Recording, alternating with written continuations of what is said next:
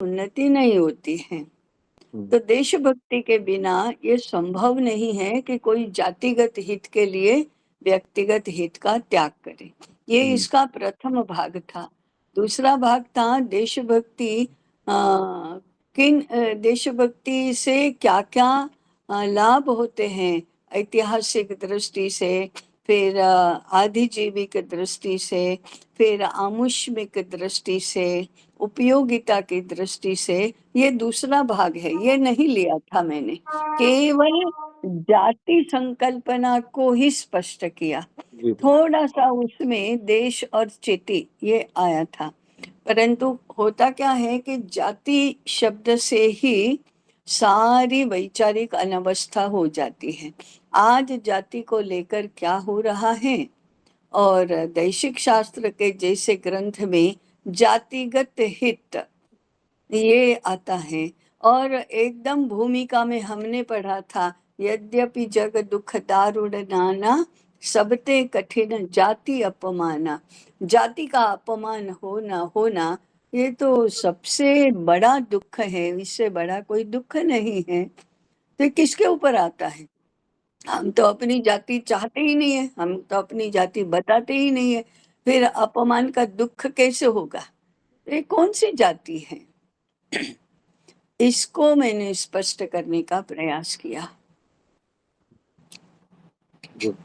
अब वो आज का जो कास्ट सिस्टम, इससे जो निष्पन्न हुआ है, जातीय जनगणना एक तरफ करना ही है, दूसरी तरफ जाति भेद मिटाना ही है, तीसरी तरफ जाति के आधार पर वोट भी गिनना है, जाति के आधार पर आरक्षण भी देना है।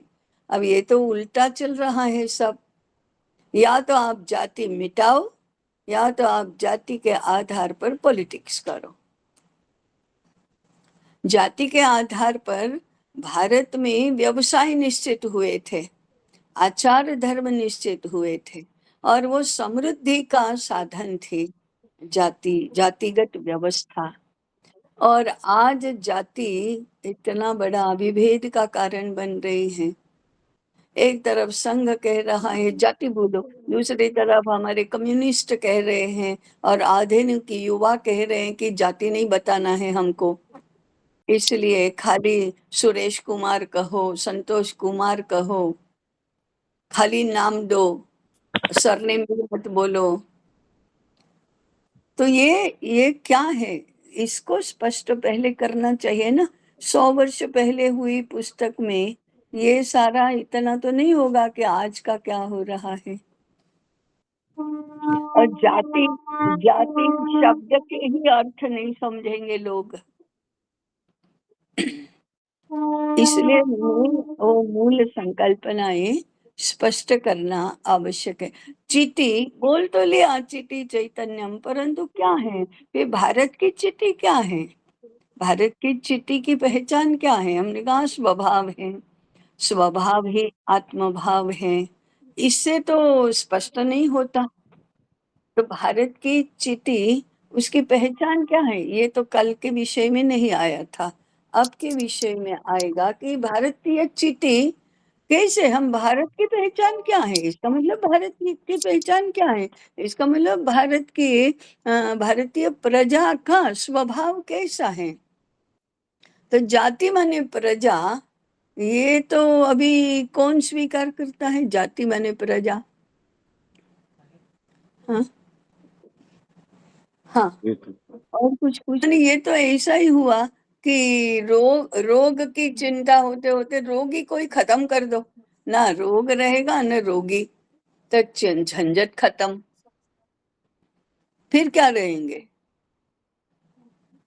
तो ये जो उल्टा उल्टा सुल्टा चित्र विचित्र सब हो रहा है, इसका परिहार कैसे करना? इसका परिहार तो ज्ञान क्षेत्र में ही है ना, समझना है। हम तो समझे कि ये हो क्या रहा है, क्यों हो रहा है, और सही क्या है, ये तो समझना ही पड़ेगा। अब जब दैशिक शास्त्र पुस्तक लिखी गई तब ये प्रश्न नहीं थे ऐसे, इसलिए उसमें जाति को लेकर कोई विवाद नहीं है। देखो, दैशिक शास्त्र में जाति को लेकर कोई प्रश्न नहीं है, स्वीकार है जाति का।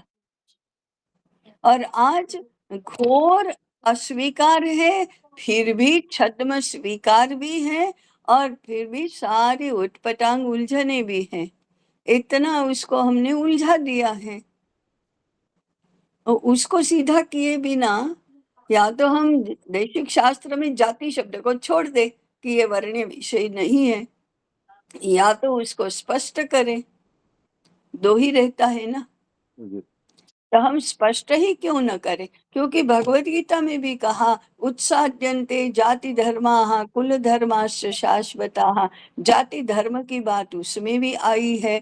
और कल हम विदुर की बात नहीं, किसका, संजय, संजय की बात कर रहे थे। विष्टि करने के लिए गया तो क्या संदेश लेकर गया, वो जाति धर्म नष्ट हो जाएंगे, कुल धर्म नष्ट हो जाएंगे, ऐसा ही बोल रहा था। तो हमारा सारा शास्त्रीय वाङ्मय तो जाति को स्वीकार करके चलेगा, और हम आज जाति को कूड़ेदान में फेंक देने के लिए सिद्ध हुए हैं। और फिर कहाँ टिकेंगे, कैसे रहेंगे?